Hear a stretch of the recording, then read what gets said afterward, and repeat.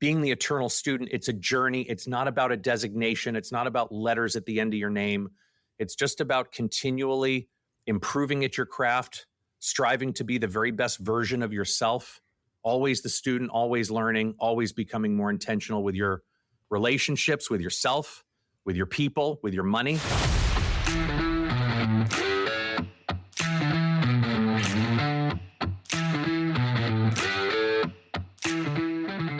What is financial sobriety? Well, first, I'm Jim Gebhardt. Oh, I'm Matthew Grishman. That's good. We should introduce ourselves. And this podcast is all going to be about three relationships that really, when you stop and you think about them, you don't think they go together. But it's your relationship you have with money, it's the relationship you have with people who mean the most to you, and ultimately the relationship you have with yourself. So I might imagine that those three relationships are somewhat wrapped together. That when one gets a little out of whack, perhaps it has an effect on the others. Stick around and you'll find out. You got any gratitude today, brother? Yeah, it might spill the beans a little bit on the show. I am incredibly grateful for a friend of mine who I've never met. Do tell, please. I definitely consider Dan Sullivan a friend of mine. He's been one of the most influential coaches in my life, and I've never met him. I didn't realize you've never met him before. Never met him. Wow. I mean, I've met him on probably a Zoom or something, but I've never met him in person. Well, why are you grateful for that? Well, as we're going to talk about today, I did some work with him a long time ago, Like before the internet? Still remember. That was probably before the internet. 2010 is when... No, I think we had AOL then. I took my hiatus.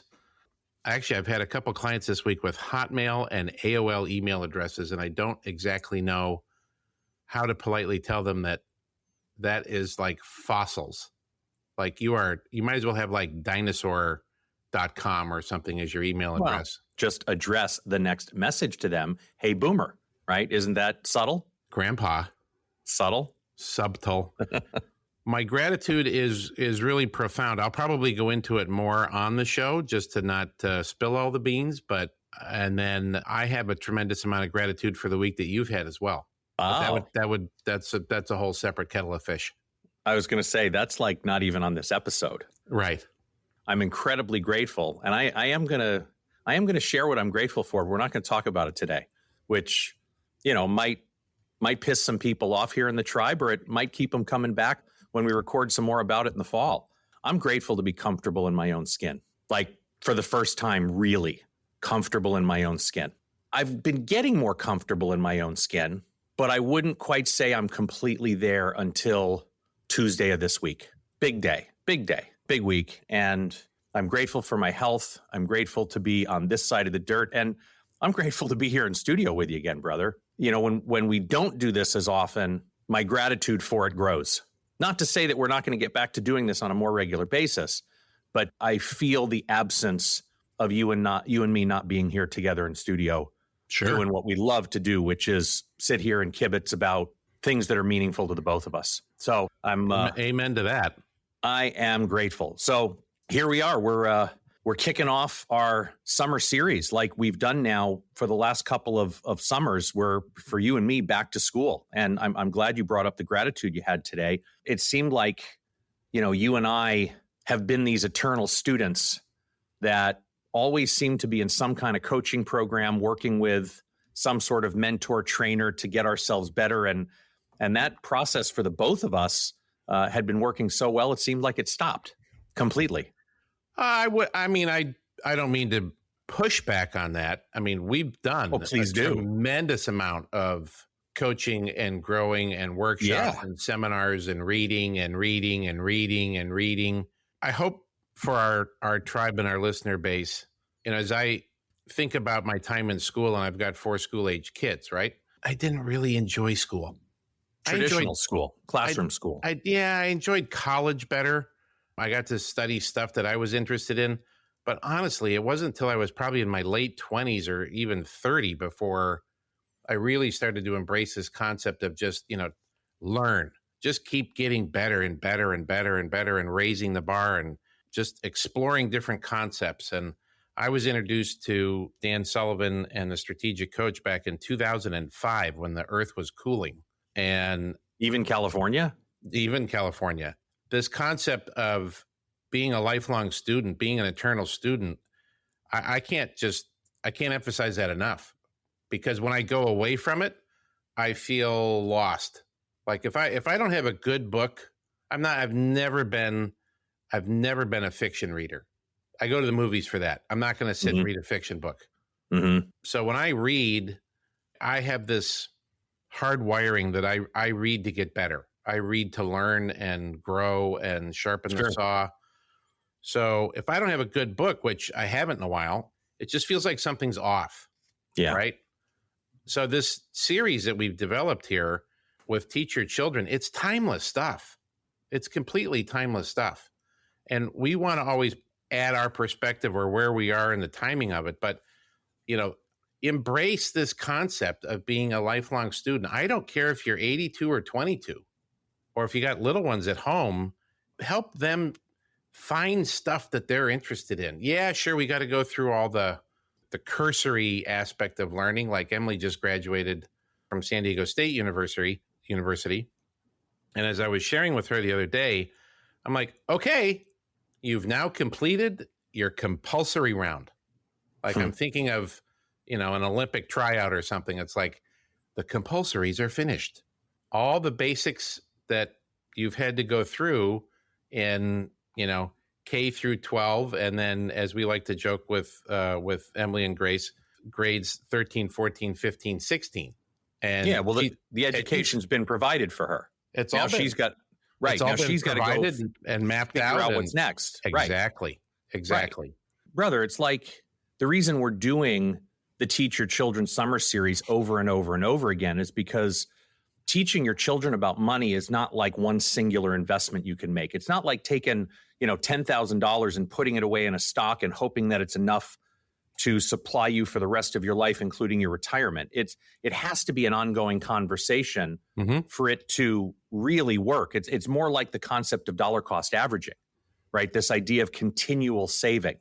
That's why we're going to keep having this conversation, because here's Emily going into the next stage of life, and how you might have spoken with her about finance and what was important to her as a 6-year-old has changed when she was a 12-year-old to a 15-year-old to a 16-year-old to a 20-year-old to now a 22-year-old college graduate and beyond. And her relationship with money will continue to change, as will yours and Beth's and your entire family. And that's just something that as a family, you can learn and explore together. And it's your examples and it's your experiences that you can kind of pay forward to your children, not so much telling them what to do, but really just being there to ask the right questions, to be that blind spotter that we've always talked about, right, to help your children see what the most valuable investment they could really ever make, right? Remember that little TED Talk I did a year or so ago? The best investment I ever made.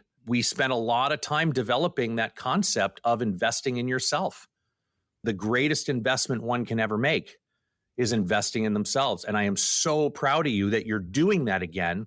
You've always been good about having a book in your hand, but you haven't been in a classroom in a while, nor have I. No. And the fact that you are taking hard-earned money, because this is not an inexpensive ticket. No, this is a substantial investment in you, in us, in our future. Thank you for that. My pleasure.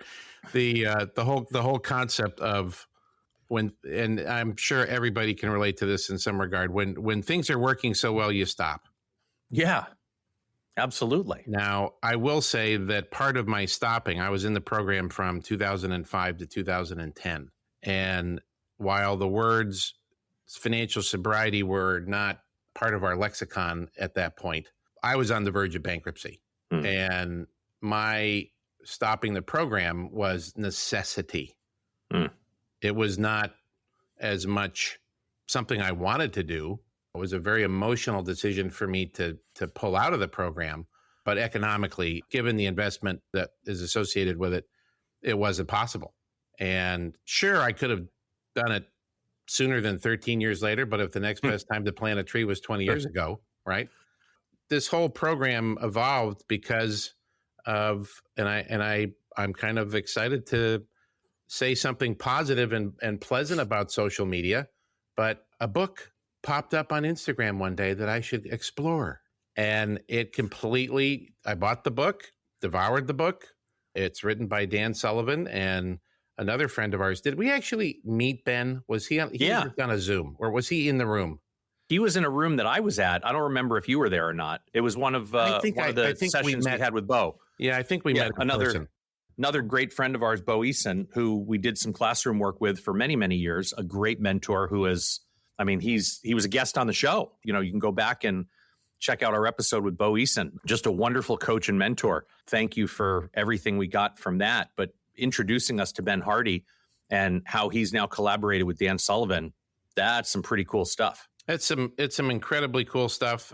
This particular program I'm getting into is called 10X. And it's 10X in the context of looking at your life and going not in a linear way up, I'd like things to get better.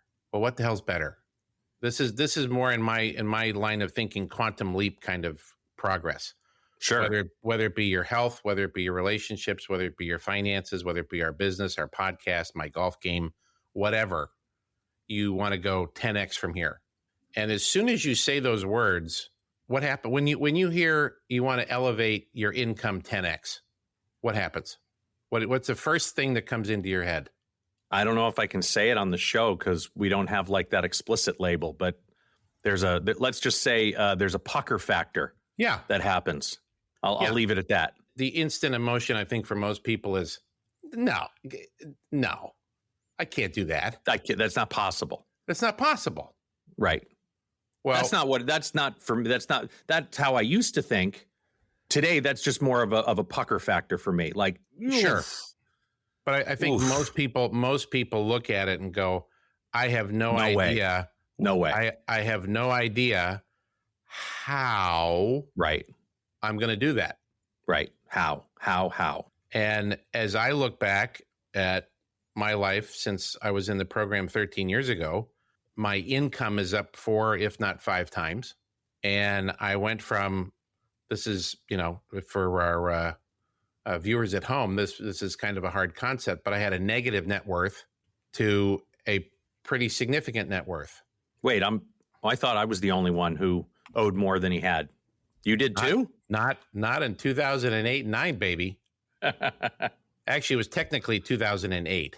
And the other milestone that happened this week was 15 years ago on the 28th of June that we got out of that negative net worth situation because, as our longtime listeners will remember, we owned 2 homes a mile apart for 51 weeks.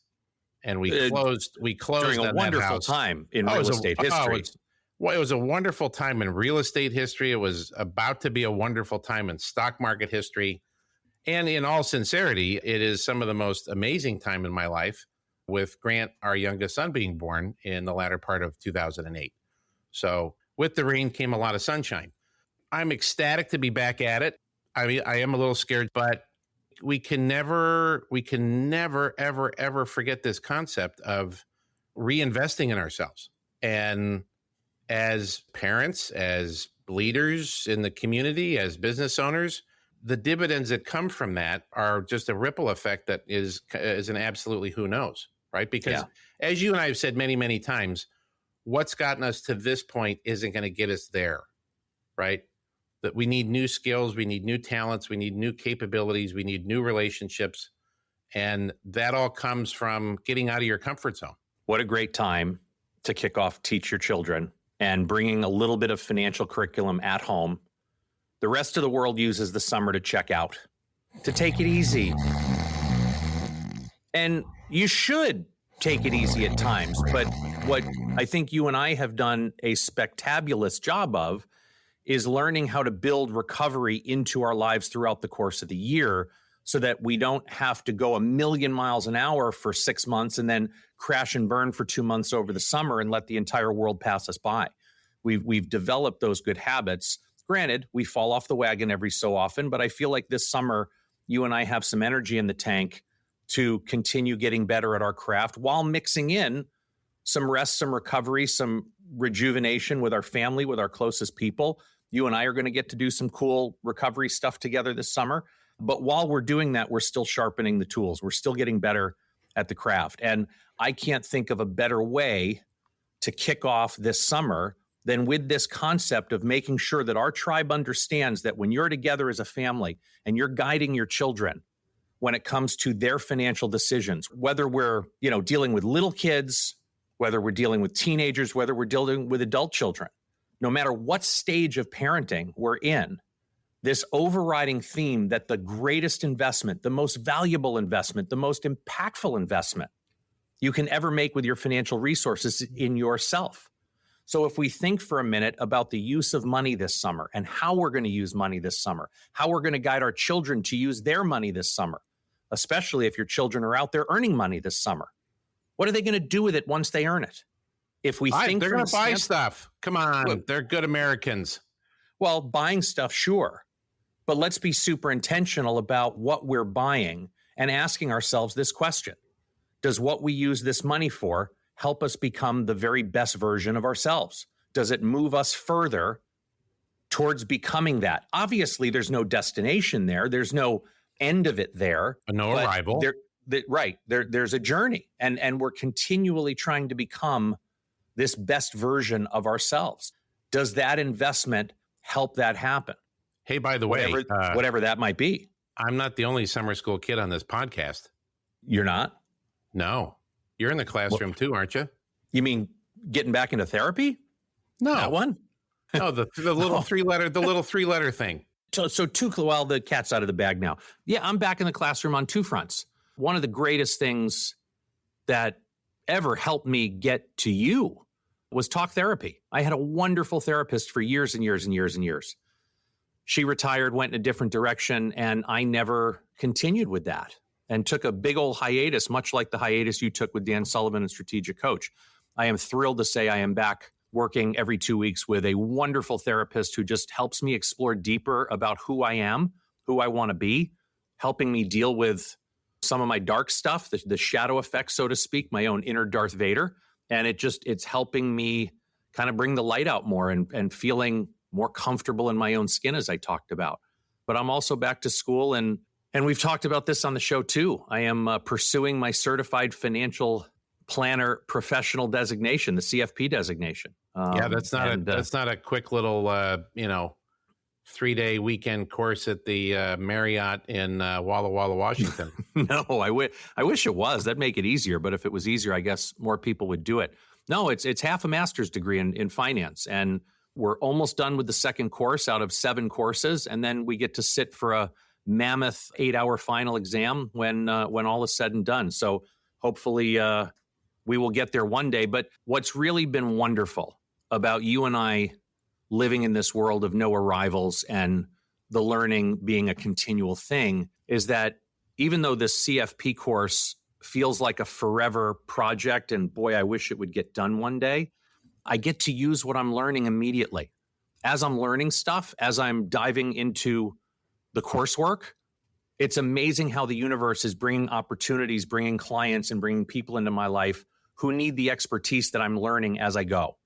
So it reinforces the idea that being the eternal student, it's a journey. It's not about a designation. It's not about letters at the end of your name. It's just about continually improving at your craft, striving to be the very best version of yourself, always the student, always learning, always becoming more intentional with your relationships, with yourself, with your people, with your money. That's what it's all about to me, brother. Let's get our Teach Your Children Summer Series officially kicked off. Yes. We've got, I think, 6 or 7 episodes teed up. We're going to go at a weekly rate from now through the end of the summer. And what we're going to start it off with, today, I think we've made a pretty big case for giving yourself permission, helping your children give themselves permission to use substantial financial resources to invest in themselves on an ongoing basis. Whatever that is, you have to define what that is to help you become the best version of you. That's not for us to decide for you. Well, and it's not always necessarily the classroom either. No. Right? It could be a gym membership, a golf membership. It may be a gym membership. It may be, recently Beth and I were talking about her work wardrobe and how there are certain things that she would like to have in her work wardrobe that are very difficult to find. And so we spent the money, and I think of it more of I think this is another wonderful distinction, is you can't look at everything as an expense. If you look at everything in your life as an expense versus an investment, you're going to drive yourself crazy. And there are certain things like, and you've told your Alan Edmund shoe story, as have I on the show, where it's an investment, right? So having these particular clothes made for Beth, I had some shirts made, I had a sport coat made. That's not inexpensive, but that's an investment in Beth. That's an investment in me. I feel better when my clothes fit me well and I feel sharp. It's just one of the exercises we've talked about on the show many times comes again from Dan Sullivan, which is this concept of protecting your confidence. Yeah, absolutely. And that's where this investment in thyself, right? And that's actually one of the shows as well.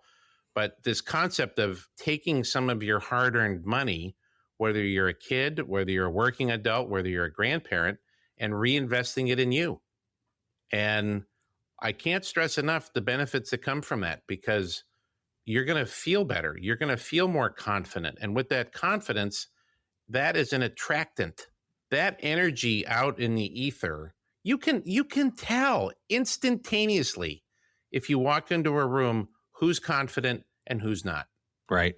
Now, there's a difference between arrogance and confidence. Yeah, confidence and cockiness. You could definitely smell the difference. Right. One's real, one's not. Correct. You cross the line into arrogance, that's a repellent. I'm not interested. But somebody that carries himself with confidence, I'm immediately attracted to want to go learn more about that person, right? And get to know them or spend time with them. So there's so many different subtle benefits to this. And kicking off this series, I hope if you've listened to it before, listen to it with a fresh set of ears. Well, we're going to have some fresh content too. We're going to add some stuff to each episode. We are, but your life is different too. And I don't mean you, Matthew. I mean you, the listener, right? Yeah. Your life is different today. Are we out of the pandemic? Are we done with what pandemic? Done with that? Okay. Oh, that thing. So, I mean, life is very different now. And listen to this stuff with a new set, with a new ears, and let's have some fun. Absolutely. We're going to kick off next episode going back to the original curriculum with the 3 C's of parenting. We'll be up here. I love that one. Front. Oh, that's that's probably one of my favorite episodes we've ever recorded, because there's no manual for parenting, and I think we really cracked the code on something. Well, but that's my point, is there is really no manual, and you and I cracked the code at least on these different stages and how to best relate to our children relative to the stage that we're in with them. So you and I've got some fresh content we're going to add just based on where we are with our own children on the front of that. Then we're going to get back to that kind of value of a dollar, the tangibility of money in an episode following up to that, which, like you said, because of the pandemic, that's changed. When we were all pandemic bound, sitting at home, lots of money in our hands. And now guess what? We've been given permission to go piss it all away again. And that's what it seems like most of the world is doing. So that's going to be pretty timely. And of course, we're going to bring back our clarity compass, how to instill a values-based approach to finance with your children. We're going to spend more time with Pay Thyself First. We're going to introduce your children to their uncle they perhaps don't know well yet, that favorite Uncle Sam. And we're going to wrap it all up with this wonderful gift that we can give our children if we learn to get out of their way. And that's the gift of struggle and failure. And I'm getting really amped up and excited about the summer curriculum. This sounds like a 5-6 course. I won't use tasting menu because it's summertime, but like a 6-course barbecue. Yes. This is our own version of the French Laundry, brother. Our own little, 6-course price fix. That's way too bougie for us. Our version. Much more barbecue style. Yeah. Barbecue laundry. I love it. And with that, brother, that's a wrap. If you like what you heard, leave us a review and be sure to subscribe. And check out our website, yourfinancialsobriety.com. Thanks again for listening today. Here to help you find more clarity, confidence, and capability along your journey into financial sobriety. I'm Matthew Grishman. And I'm Jim Gebhardt. Be intentional with your money. Jim Gebhardt is a registered representative of and securities offered through Brokers International Financial Services, LLC, member SIPC. Jim Gebhardt and Matthew Grishman are investment advisor representatives of Gebhardt Group Incorporated, a registered investment advisor. Brokers International Financial Services, LLC, and Gebhardt Group Incorporated are not affiliated. The opinions in this podcast are for informational purposes only and are not intended to provide specific advice or investment recommendations. To determine which investments or financial advice may be appropriate for you, consult a financial advisor prior to investing. Any reference to market performance is based on historical information, and there is no expressed or implied guarantee of future performance. Opinions expressed on this program do not necessarily reflect those of Brokers International Financial Services, LLC. The topics discussed and opinions given are not intended to address the specific needs of any listener. Gebhardt Group Incorporated does not offer legal or tax advice. Listeners are encouraged to discuss their financial needs with the appropriate professional regarding your individual circumstance.